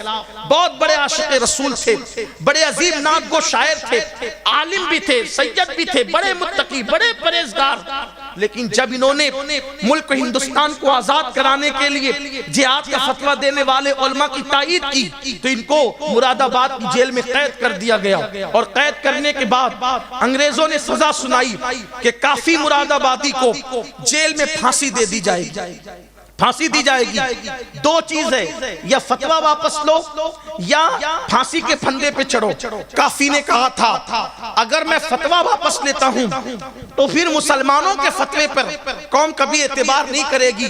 جان تو کبھی بھی جانا ہے، فتویٰ قیامت تک رہنا ہے، اس لیے جان بچانے کے لیے فتوے کی آبرو سے کھیلا نہیں جائے گا. تو کافی نے کہا تھا مرنا پسند ہے لیکن فتوے کی آبرو کو بیچنا پسند نہیں ہے، کیونکہ ہم نبی کے شریعت کے خادم ہیں. خادم اس عاشق رسول نے یہ بات کہی تھی کہ ٹھیک ہے مرنے کے لیے تیار ہو جاؤ. اب ذرا دھیان دینا اصل بات کی طرف کہ حضور اپنے غلاموں کی مصیبت پر کیسے کرم فرماتے ہیں، مصیبت میں کیسے امداد کو آتے ہیں، کیسے تسلی کا ہاتھ رکھنے کے لیے آتے ہیں. لیکن کوئی عاشق رسول ہو بھی تو صحیح میرے اور آپ کی طرح زبانی دعوے دار نعرے باز لوگ اللہ اکبر جن کی زندگی میں کوئی قربانی قربانی بھی نہ ہو, حضور کا ذکر بھی نہ ہو, حضور سے عشق بھی نہ ہو سچا, تو اللہ اکبر, پھر کیسے کرم کے بادل چھائیں گے؟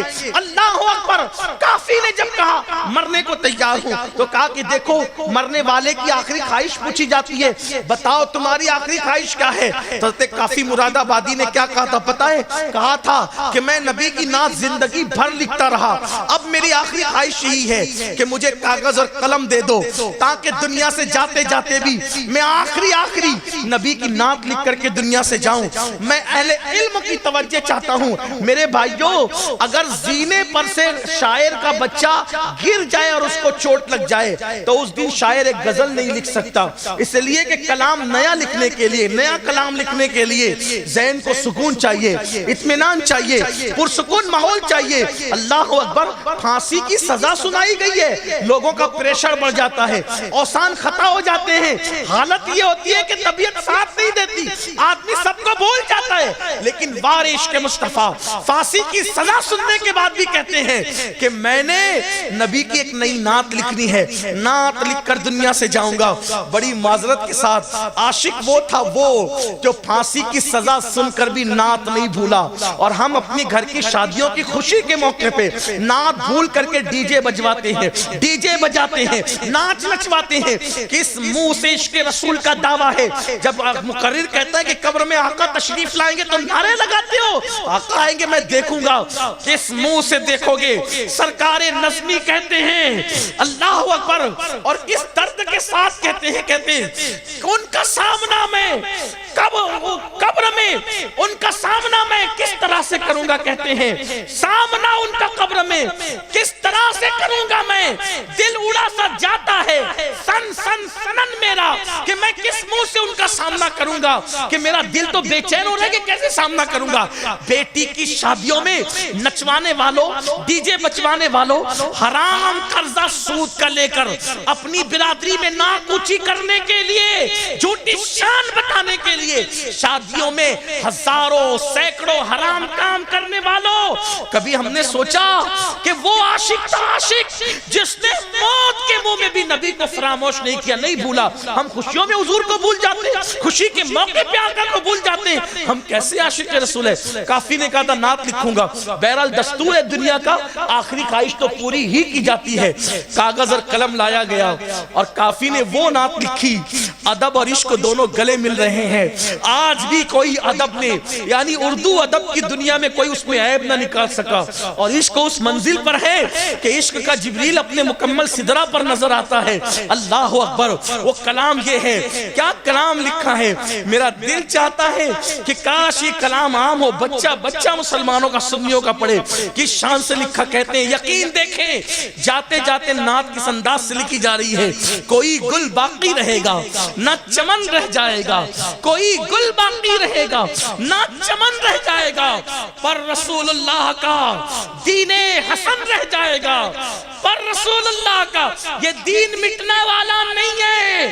مسلمانوں ہم مٹ سکتے ہیں, اسلام نہیں مٹ سکتا, اس لیے کہ بدر میں نبی پاک نے اپنی انگلی سے نشان بنایا تھا. عتبہ مرے گا, شیبہ مرے گا, یہ مرے گا, وہ مرے گا, لیکن گھوڑوں کی ٹاپوں سے دھول اڑی, اونٹوں کی ٹاپوں سے دھول اڑی, لیکن حضور نے جو نشان بنایا تھا, اونٹ کی ٹاپ بھی, گھوڑوں کی ٹاپ بھی, جنگ کا گرد و غبار بھی, میرے آقا کا بنایا ہوا نشان نہیں مٹا سکے. نادان ہے جو اسلام مٹانے چلے ہیں, جب نبی کی انگلیوں کا نشان جنگ کا غبار نہیں مٹا سکتا تو نبی کے لائے ہوئے دین کو دنیا کے حکمراں کیسے مٹا سکتے ہیں؟ یہ دین نہیں مٹے گا. لیکن یاد رکھنا, اگر ہم نے دین سے بغاوت کی ہمیں مٹا دیا جائے گا, اور ہماری جگہ کافروں کو ایمان کی دولت دی جائے گی اور ان کو لایا جائے گا. دین ہمارا محتاج نہیں ہے, مسجد آبادی کے لیے ہماری محتاج نہیں ہے, کعبے کی آبادی ہماری محتاج نہیں ہے. سنبھل جاؤ, سنبھل جاؤ گناہ کرنے والوں, سنبھل جاؤ. شراب کی کے اڈوں پہ جا کر قطار لگا کر شراب پینے والوں، سود اور زنا کو عام کرنے والوں، قدرت ان قوموں کو مٹا دیتی ہے جو قوم اللہ سے بغاوت کرتی ہے۔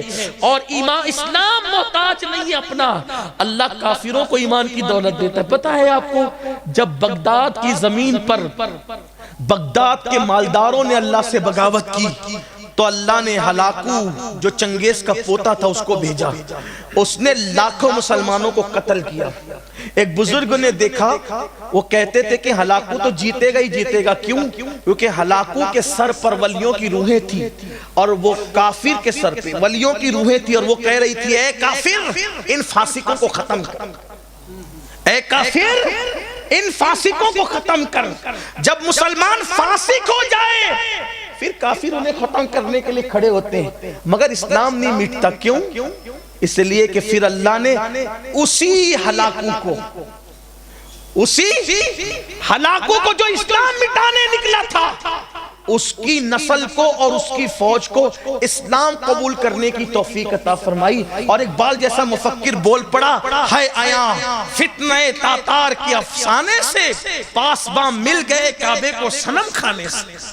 آپ یہ نہیں سمجھے کہ ہم سے اسلام ہے، نہ، اگر مسجد ویران کرو گے قدرت کافروں کو ایمان دے گا، وہ آباد کریں گے، لیکن آپ نہیں رہو گے، آپ کا وجود ختم ہو جائے گا۔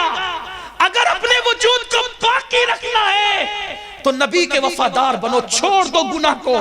گناہ میں عزت نہیں ہے، گناہ میں سکون نہیں ہے، گناہ میں ترقی نہیں ہے۔ گناہ کرنے والی قوم مغرب میں گناہ کر کر کے تھک گئی، وہ گناہ چھوڑ کر اسلام کے دامن میں آ رہے۔ آپ کا گناہ کی طرف جا رہے ہو، وہ لوٹ آؤ، نبی کے دامن میں لوٹ آؤ، اسلام کے دامن میں لوٹ آؤ، محبت رسول کی طرف لوٹ آؤ، اپنے آپ کو پاک دامن بناؤ۔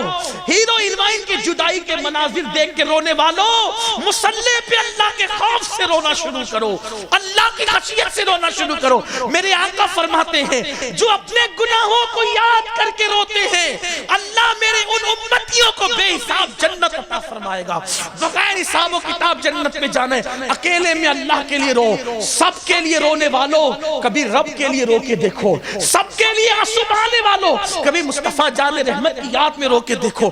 جانتے ہیں کافی نے کلام لکھا، کوئی گل باقی رہے گا نہ چمن رہ جائے گا، پر رسول اللہ کا دین حسن رہ جائے گا۔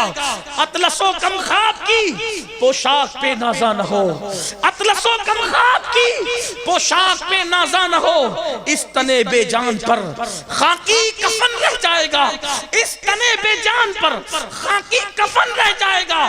ہم سفیروں باغ میں ہیں کوئی دم کا چہچہا، ہم سفیروں باغ میں ہیں کوئی دم کا چہچہا، بلبلیں اڑ جائے گی سونا چمن رہ جائے گا۔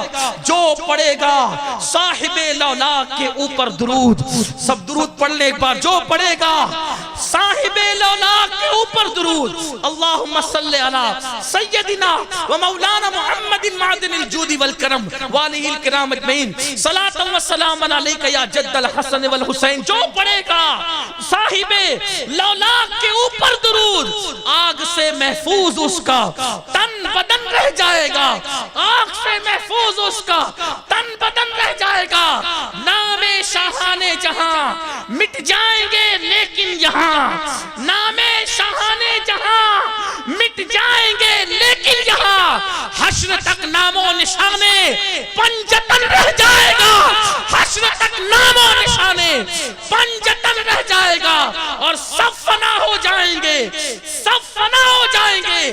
کافی وہ لیکن حشر تک سب فنا ہو جائیں گے، سب فنا ہو جائیں گے، کافی وہ لیکن حشر تک نعت حضرت کا زبانوں پر سخن رہ جائے گا، نعت حضرت کا زبانوں پر سخن رہ جائے گا۔ کافی نے نعت لکھی، ایک انگریز افسر نے کہا اس کو ایسے نہیں ماریں گے، بڑا کٹر ہے یہ، اس کے بدن پہ پہلے استری چلائی جائے۔ استری سمجھتے ہیں نا؟ استری چلائی جائے، آئرن۔ اس طرح وہ کیسی تھی پتہ ہے؟ وہ کوئلے کی تھی اس دور میں، لوہے میں اندر کوئلے ڈال کر کے دہکائے گئے، اور حضرت کافی کے بدن پہ استری چلائی جا رہی تھی۔ ایسے موقع پہ کون تھا جیل میں؟ کون تھا مددگار؟ کوئی نہیں تھا، لیکن دل کا کنیکشن حضور سے جڑا ہوا تھا۔ جس وقت کافی کے بدن پہ استری پھیری گئی، کافی نے کہا یا رسول اللہ، واللہ وہ سن لیں گے، فریاد کو پہنچیں گے، اتنا تو ہو کوئی کہ آہ کرے دل سے، فریاد امتی جو کرے حال ظاہر میں، فریاد امتی جو کرے حال ظاہر میں، ممکن نہیں کہ خیر بشر کو خبر نہ ہو۔ ہم مصیبت سے کیا ڈرے جن کو ایسا آقا ملا ہو کہ جو قیامت کی عذاب سے بچانے کی طاقت رکھتا ہو، کیا وہ دنیا کی مصیبتوں سے نہیں بچا سکتے؟ کوئی ان کا ہو کر تو دیکھے، کوئی ان سے تعلق جوڑ کر تو دیکھے، سب سے رشتہ جوڑنے والے ان سے رشتہ جوڑ کر تو دیکھے۔ کتنی محبت ہے امت سے۔ جب کافی کے بدن پر استری چل رہی تھی، کافی نے کہا ادرکنی یا رسول اللہ، ادرکنی یا رسول اللہ۔ ادھر استری چل رہی تھی، کافی نے دیکھا سامنے حضور موجود ہے، عالم بیداری میں حضور کا جلوہ دیکھا، سرکار کو سامنے کھڑے ہوئے پایا۔ اب اگر حسن یوسف موجود ہو تو انگلیاں کٹنے کا درد نہیں ہوتا، حسن مصطفیٰ موجود ہو تو استری چلنے کا درد کیسے؟ درد پہلے ہوا، درد پہلے ہوا، لیکن جب جلوہ رسول سامنے دیکھا رو پڑے، رو پڑے۔ حضور دیر ہو گئی، حضور دیر ہو گئی، کاش کہ مجھے پہلے معلوم ہوتا کہ بدن پہ استری چلے گی تو آپ تشریف لائیں گے تو اتنی دیر نہ کرتا، یہ استری تو میں بہت پہلے چلوا چکا ہوتا تاکہ آپ کا جلوہ مجھے نظر آ جاتا۔ یہ عاشقوں کی طبیعت ہے، یہ عاشقوں کا اندر، اور جو ایسے عشق کرتا ہے پھر وہ یوں جلوہ دیکھتا ہے۔ آؤ اپنے آقا سے قریب آئیں، تجدید وفا کریں۔ یہ دنیا کھیل کود ہے، لہو و لعب ہے، دنیا ایک تماشا ہے، ایک خوابگاہ ہے۔ اپنے آقا سے رشتہ مضبوط کرو، یہاں بھی سکون، وہاں بھی سکون، وہاں بھی سکون۔ قبر میں لہرائیں گے تا حشر چشمے نور کے، جلوہ فرما ہوگی جب طلعت رسول اللہ کی۔ سب سے گناہوں سے، سب گناہ سے رشتہ توڑ کے اپنے آقا سے رشتہ جوڑو۔ جب گناہ کرنے کو دل چاہے بس اتنا خیال کر لینا حضور مجھے دیکھ رہے ہیں، اللہ دیکھ رہے ہیں، اللہ کی عطا سے حضور دیکھ رہے ہیں۔ اگر میں نے گناہ کیا حضور کا دل دکھے گا۔ جب ماں کا دل دکھانے والے کی زبان پہ مرتے وقت کلمہ نہیں آتا تو جو نبی کا دل دکھا رہا ہے مرتے وقت اس کی زبان پہ کلمہ کیسے آئے گا؟ اس لیے توبہ کرو، پلٹو۔ میں بار بار پورے ملک میں کہہ رہا ہوں، لاک ڈاؤن کے بعد میرے ہندوستان، میرے ملک میں لاکھوں نوجوان ہیں مسلمان جوانوں کی کمی نہیں، ہم لاکھوں کی تعداد میں لاکھوں ہیں۔ اگر یہ مسلمان اپنے دین کی طرف پلٹ آئے، چھوڑ دیا انہوں نے گناہوں کو، چھوڑ دیا انہوں نے عیاشیوں کو، چھوڑ دیا انہوں نے برائیوں کو، اور دل کے مسلمان، اخلاق والے۔ کیسے مسلمان؟ راستے میں تکلیف دینے والی چیز دیکھی تو ہٹا دی۔ ایسا مسلمان کسی کو درد میں نہ دیکھ سکے، کسی کو دکھ میں نہ دیکھ سکے، کسی کو تکلیف میں نہ دیکھ۔ ایسا مسلمان نہیں کہ ایک دوسروں کا چھین کے کھا لے، ایسا مسلمان خود بھوکا رہے کہ دوسروں کو کھلا دے۔ وہ والا مسلمان جو صفا کے چبوترے پہ حضور نے لوگوں کو مسلمان بنایا تھا۔ اگر میرے جوان ایسے مسلمان بن گئے نا، انشاءاللہ رائے پتورا پھر سے اسلام میں آئے گا۔ لیکن ایسا مسلمان، جب ہم خود ہی مسلمان مکمل نہیں بن پا رہے ہیں، جو کام اپنے بچوں کو نمازی نہ بنا سکے وہ دوسروں کو کیا مسلمان بنائیں گے؟ پہلے ہم مسلمان بنے، اور مسلمان ایسے ہی بنے۔ آپ دیکھیں کیا تھے مسلمان۔ یہودیوں کا ایک قافلہ ایک رستے سے گزرا، ذرا توجہ کریں، یہودیوں کا ایک قافلہ ایک رستے سے گزرا، پتھر بیچ میں پڑا ہوا ملا تھا۔ یہودیوں نے کہا شاید اس راستے سے کوئی مسلمان نہیں گزرا، اگر مسلمان گزرتا تو یہ رستے میں پتھر وہ پڑا نہیں رہنے دیتا، کیونکہ ان کے نبی کی تعلیم ہے رستے سے پتھر جو تکلیف دینے والی چیز ہے اس کو ہٹا دینا بھی ایمان کی علامتوں میں سے ایک علامت ہے، ایمان کے شعبوں میں سے ایک شعبہ۔ یہ ہے میرے بھائیو اسلام جس نے سب کو متاثر کیا۔ بہت خوبصورت ہے اسلام، لیکن ہم اسلام کی طرف نہیں آتے۔ آؤ پھر دیکھو کتنا لطف آئے گا۔ اللہ پہلے مجھے آپ سب کو توفیق دے، گفتگو کے درمیان اگر کوئی غلطی ہو تو اللہ تعالیٰ معاف فرمائے۔ استغفر اللہ ربی من کل ذنب واتوب الیہ۔ یہ ہمارے بروچ سے ایک رسالہ نکلتا ہے گجراتی زبان میں، جس کو ہمارے عظیم برادر مجاہد اہل سنت جناب شبیر پٹیل رضوی صاحب نکالتے ہیں۔ اس کا نام ہے برکات خواجہ۔ جیسا نام ہے ویسا اس کا کام بھی ہے۔ یہ برکات خواجہ رسالہ ہے، گجراتی زبان میں سمجھتا ہوں گجراتی زبان میں چند رسائل نکلتے ہیں، ان میں سے ایک یہ بھی ہے، آپ اس کے ممبر بنے، سالانہ ممبر بنے اور اس کو اپنے گھر میں لیں۔ ابھی بھی مل سکتا ہے، ہمارے حافظ عبدالرحیم صاحب ہمارے برادر ذکر آئیں بھروس سے، یہ لے کر آئیں، محدود ہی لے کر آئیں، اس کو لے جائیں، آپ پڑھیں گے، آپ کے بچے پڑھیں گے، دینی معلومات میں اضافہ ہوگا۔ اور بس اب ایک تحفہ اپنی طرف سے دے کر چلا جاؤں، آج کے بعد اس وقت تک ہم بستر پہ نہیں جائیں گے، سوئیں گے نہیں جب تک 313 مرتبہ اپنے آقا پہ درود نہیں پڑھنے پڑھیں۔ سب لوگ پڑھیں گے، بچوں کو بھی پڑھائیں گے، مائیں اور بہنیں بھی پڑھے گی، وہ 313 بار کتنا ٹائم لگے گا؟ کوئی ٹائم نہیں لگے گا۔ سب سے مختصر درود ہے صلی اللہ علیہ وسلم، وہی مشکل ہے، کتنوں کو آتا ہے ذرا پڑھے تو، صلی اللہ علیہ، کیا ہے صلی اللہ؟ اس درود شریف کو آپ 313 بار پڑھے گا تو صرف 5 منٹ لگیں، کتنا؟ 5 منٹ۔ آقا کے لیے 5 منٹ نہیں دے سکتے؟ جو قبر میں بچانے کے لیے آئے، جو زندگی بھر ہمارے لیے دعا کریں، 5 منٹ نہیں دے سکتے؟ بولو نہیں دے سکتے؟ پڑھیں گے آج سے انشاءاللہ۔ ماحول بنا دو گھر میں اور درود پڑھ کے دیکھنا پھر کیسا سکون ملے گا، کیسے سکون کی نیند آئے گی، کیونکہ ہر درد کی دوا ہے صلی علی محمد، تعویذ ہر بلا ہے صلی علی محمد۔ السلام علیکم ورحمۃ اللہ۔